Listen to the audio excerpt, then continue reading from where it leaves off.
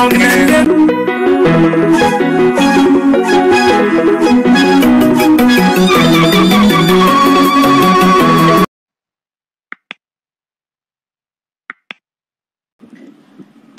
name is Chemutai going from Citizen TV, and I have one question.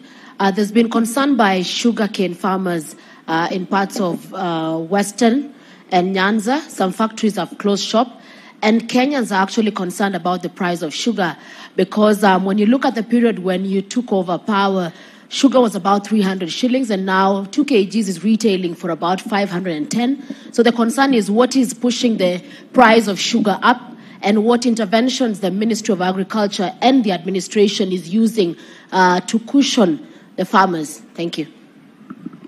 Thank you very much. I agree with you that there is concern around sugar. Some of the, we've had confusion and chaos actually in the whole sugar subsector. And we are streamlining that sector because the whole sugarcane sector has been riddled with all manner of confusion and poaching of sugarcane from one corner to another. The others, everybody refusing to work in accordance with the law. In fact, the reason why many companies have closed shop temporarily is because there is no cane to harvest. And they were even harvesting cane that is not mature. We have had serious consultations. The minister, AFA, has been on top of that game. It is true, the prices have gone up. We have been reluctant to work against farmers by opening importation. Importation has always been a problem in Kenya, that sometimes importation has been used to destroy the whole sugar industry. We have been careful, we have been methodical, but finally we have given licenses for the importation of sugar into the country. Initially, we started with Comesa sugar that was not finally, it was not available. We have, as required by the signatories that we are signatories to, we cannot open sugar to other markets before we start with the Comesa sugar. Now that we have ascertained that there isn't sufficient supply in the Comesa area, we've now opened globally. And I want to announce that I think in the next 1 or 2 weeks, at least by mid of this month, we will see a different situation pertaining, because that's the time we expect stocks of sugar to come into the country. But additionally, I did undertake during the campaign to sort out the whole sugar subsector. We've been in consultations with the stakeholders. The minister here has had a meeting with all the governors from the sugar growing areas. He has had a meeting with all the members of parliament.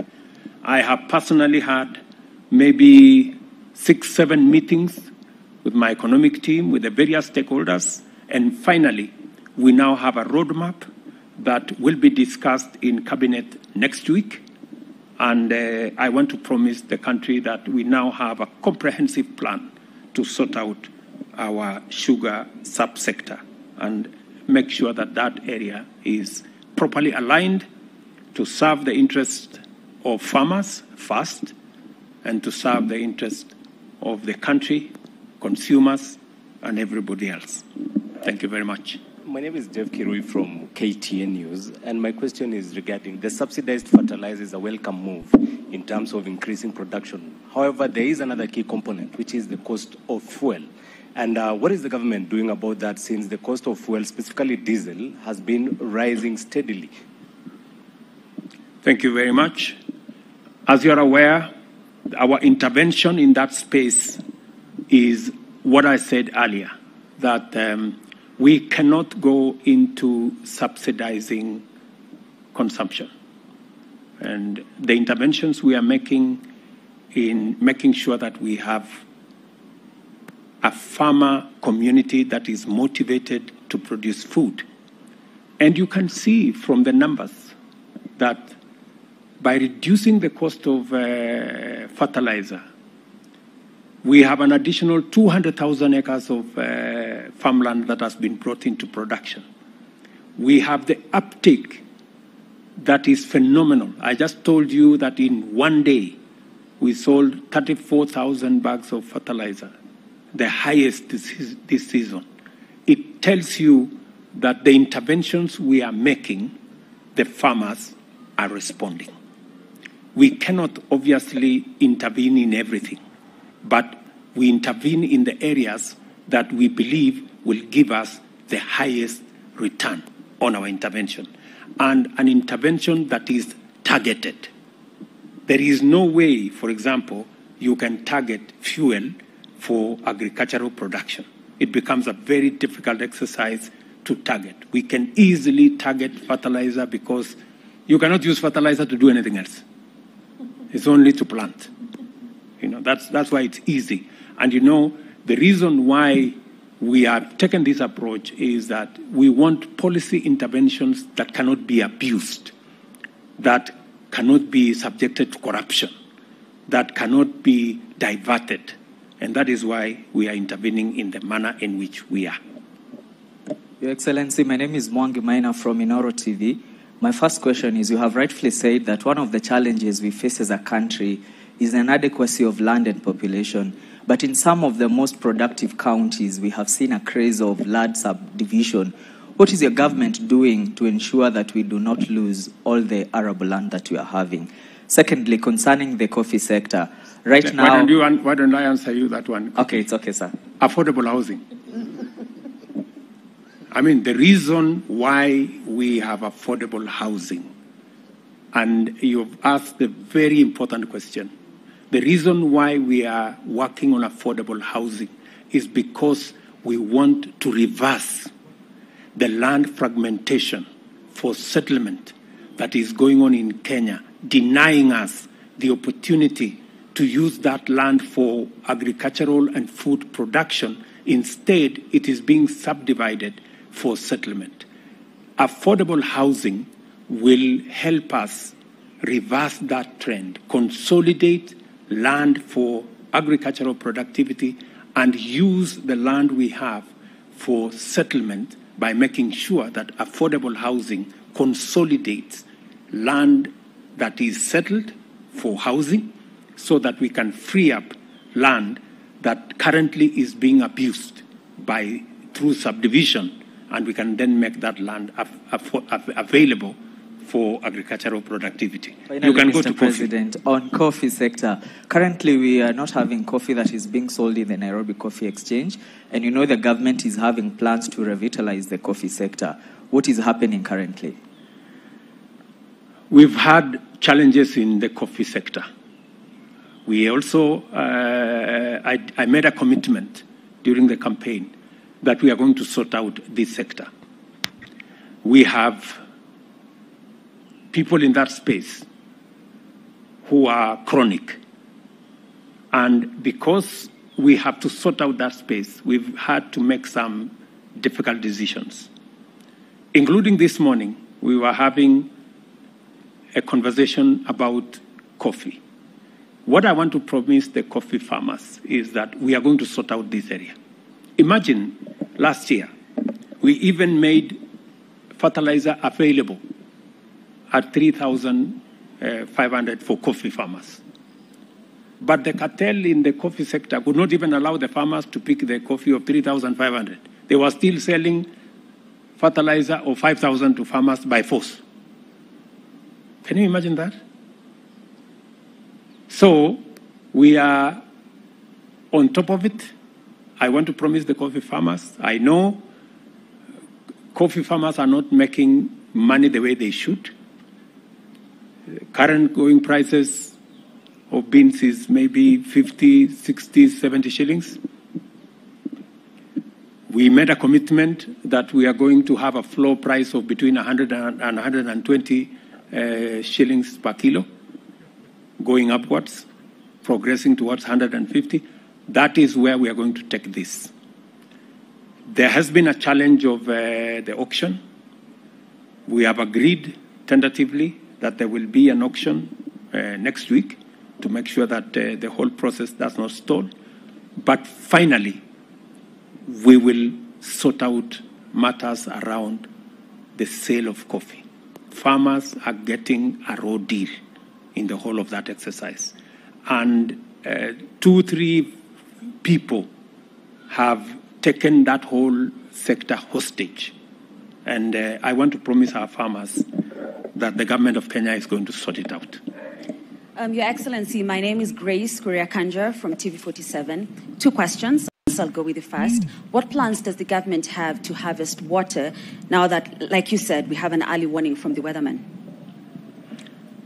And your second question? My second question, Your Excellency, is ahead of the anticipated talks between Kenya Kwanza and Azimio. Please, let's not go there. Let's not go there.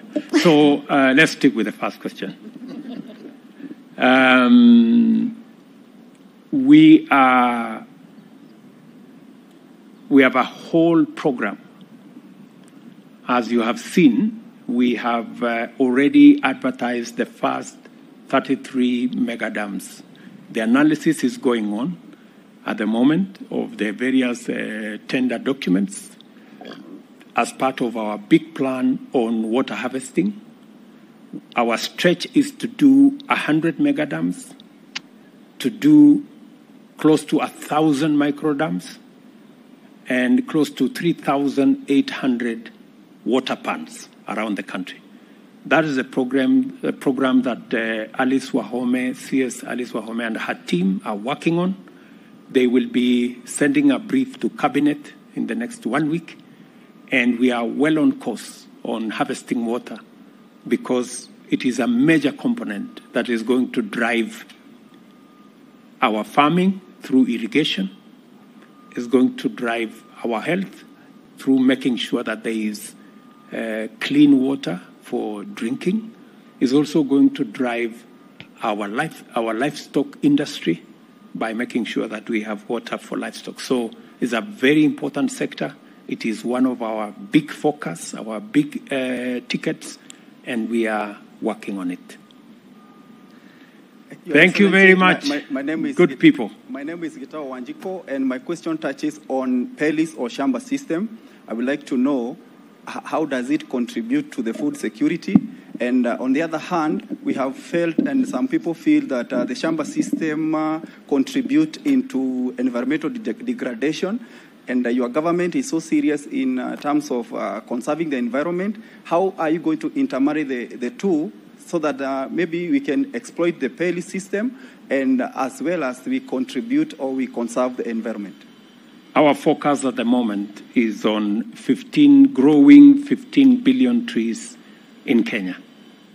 We have a comprehensive plan on how that is going to be achieved. And we will be making a statement, a comprehensive statement on all the challenges we are having and what needs to be done to make sure that we respond appropriately in that space. I know there has been concern, for example, on the lifting of the moratorium on tree harvesting. I want, for avoidance of doubt, that will not be an occasion to reverse our tree planting exercise.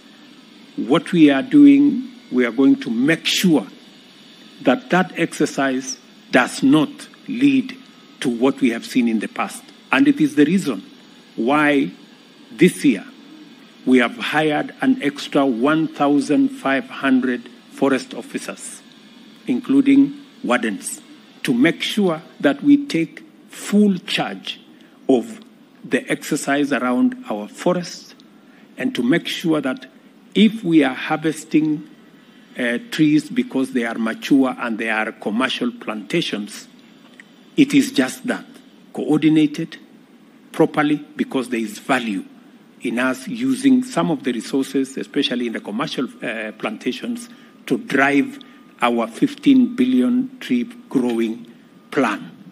The resources that we need in that space is going to be plowed back. In fact, there is no single coin that is going to come from commercial forestry and the harvest of commercial trees that's going to go outside, making sure that we drive our plan on 15 billion trees. But again, we are going to issue a comprehensive statement in that direction. Have a good afternoon, good people. Asanteni sana. God bless you. And please pray for our farmers. They are doing a wonderful job. Asante.